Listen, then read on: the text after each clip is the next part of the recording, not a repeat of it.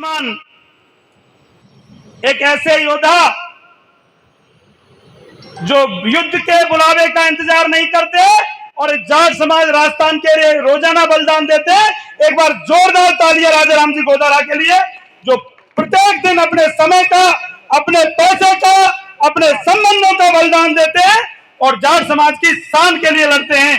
और मैं आपके उस दिन के भाषण के लिए धन्यवाद दूंगा। आपने कहा था कि विश्वेंद्र सिंह जी इसका डीएनए टेस्ट कराएं।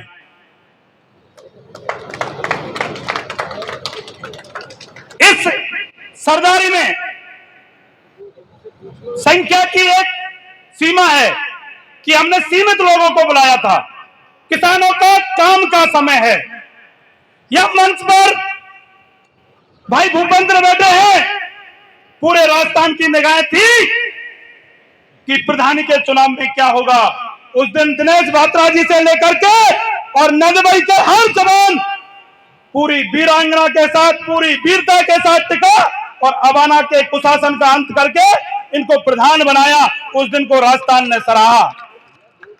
भाई संतोष फौजदार जी, 84 के अध्यक्ष जी, भूपेंद्र जी, हमारे सभी वक्ता ब्रांचों के अध्यक्ष और भाई विजय सिंह जी। लोग किसी को कुछ भी कह दें, जयचंद हर जगह होते हैं पर कुर्बानी देने वाले भी हर जगह होते हैं। किसी भी सामाजिक व्यवस्था के लिए और आंदोलन के लिए और टकराव के लिए जो व्यक्ति अपने पांडाल में ये मंच तान दे, उसकी भी छाती को हम तालियां बजा करके धन्यवाद देंगे।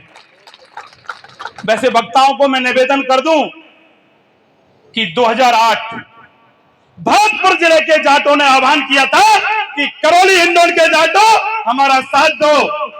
कल्पना करिए, 18 साल पहले मैं 22 साल का युवा था और इसी राजनीतिक दल का जिले का अध्यक्ष था। कुमार गोविंद सिंह जी बेनीवाल बैठे होंगे, जिन्होंने समाज के लिए हमेशा लड़ाई लड़ी। हम केवल नारों से सरोकार नहीं रखते मित्रों, मेरे बुजुर्गों, मेरे युवा साथियों। कुछ लोगों की उम्र 18 साल होगी, फेसबुक पर लिख देते होंगे, और जिस दिन हलेना में एक जाति विशेष के लोगों के द्वारा हमारे भाई पर कुठाराघात किया, तो धर्मा डागर कुमार गोविंद सिंह बेनीवाल आप लोगों के लाखों के साथ गए, हिंडोन से बहुत बड़ी तादाद में गए और 18 साल से हम मुकदमा झेल रहे हैं भुसावर के थाने में। हम केवल नारों से सरोकार नहीं रखते। भूपी जी, मैं आपको निवेदन कर दूं, संतोष जी आपको आगाह कर दूं कि 4 जवान नहीं आया होगा। हमारा सैकड़ों जवान तो सुबह दिमाग खराब करके जगता है कि आज लड़ना किससे है।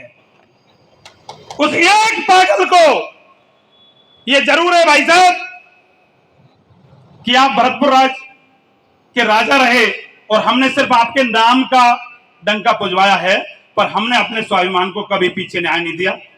ये जतन हमारे यहां भी है, षड्यंत्रों के कीमत चुकाने वाले हमारे यहां भी हैं, बढ़ते हुए को रोकने वाले हमारे यहां भी हैं। पर जब हमने जन्म लिया और जब हम पैदा हुए और हमने अखबार पढ़ना सीखा, तो विजय सिंह जी, हमने महाराज विश्वेंद्र सिंह जी का नाम सुना।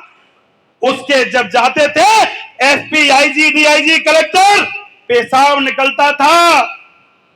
क्या कमी रह गई महाराज साहब के बलिदानों में? किस समाज के व्यक्ति को महाराज साहब ने बल नहीं दिया, ताकत नहीं दी, बुरे वक्त में साथ नहीं दिया? बात कर रहे थे कि 4 साल का समय बहुत होता है। किसी घटना के तुरंत बाद घटना करना कोई बहादुरी नहीं होता। आपने सुना होगा सिंगारलोकन, किसी घटना के बाद अगर व्यक्ति बैक हट रहा है, पीछे जा रहा है 4 कदम, आक्रमण बड़ा होगा। याद रखना, तेज सिंह जी ने बहुत बढ़िया बात कही। इसके बाद क्या होगा? तेज सिंह जी चाहे कुछ भी होगा, पर 21 तारीख के बाद अनिरुद्ध नाम की चिड़िया का भारतपुर में नामो निशान नहीं होगा। उसने उस कौम से टकराने की दुस्साहस किया है, जिस कौम ने सिकंदर को, मुगलों को, आताताइयों को, आक्रांतों को, हर व्यक्ति को धूल चटाई। उस कौम के स्वाभिमान से आज 21 तारीख देख करके याद आया। मैं तो 2 साल का बालक था गोदारा जी। 21 फरवरी का वो काला दिन, 20 फरवरी 1985, उस समय कांग्रेस का शासक शिवचरण भरतपुर में कांग्रेस का झंडा फहराने का उसने दुस्साहस किया। महाराजा ने अपना झंडा फहराया और अपनी गाड़ी से, कौन सी गाड़ी थी विजय सिंह जी, वो जोंगा से उस शिवचरण माथुर के हेलीकॉप्टर को तोड़ तोड़ करके भले ही आपके पास सरकार थी, देश था, आप राज्य में थे, आपने हमारे महाराजा को धोखे से बलिदान कर दिया, पर उस कौम का बीज नहीं मरा। आप षड्यंत्रों से महाराज विश्वेंद्र को इस तरह दुखी नहीं कर सकते। ये हिंडौन की सरदारी हो सकता है, मैं फिर कह रहा हूं कि यहां हमारे 100-200 लोग हों, पर सैकड़ों लोग तो शाम को ये तय करते हैं कि आज पंगा किससे लेना है। भरतपुर वालों ने आवाज दी है और युद्धों के लिए हम कोई निमंत्रण नहीं चाहते। हमें पता है कि हमारा पड़ोसी, हमारा बड़ा भाई, हमारा गौरव, हमारी ताकत भरतपुर पर, चूंकि भरतपुर, हम हिंडौन में एससी की सीट है, भरतपुर के लोग पॉलिटिकल लोग हैं। कुछ लोग कह रहे थे जब पॉलिटिकल बेड़ियां होती है तो बोलने में थोड़ा सा कई चीजें सोचनी पड़ती हैं इनको, क्योंकि इनको एमएलए भी बनना है, इनको मंत्री भी बनना है। वैसे मैं सरकार के दल का प्रदेश का कार्य समिति सदस्य हूं, पर सरकार भी इतनी कमजोर जानकारी नहीं रखती कि 21 तारीख से पहले इस झंडे प्रकरण का पटापेक्ष नहीं करेगी। अगर पटापेक्ष नहीं किया तो भरतपुर के लिए वो दिन ऐतिहासिक दिन होगा, जिस दिन पूरे हिंडौन की क्षेत्र की 36 कौम जाट समाज के नेतृत्व में और आपका हौसला बढ़ाएगी।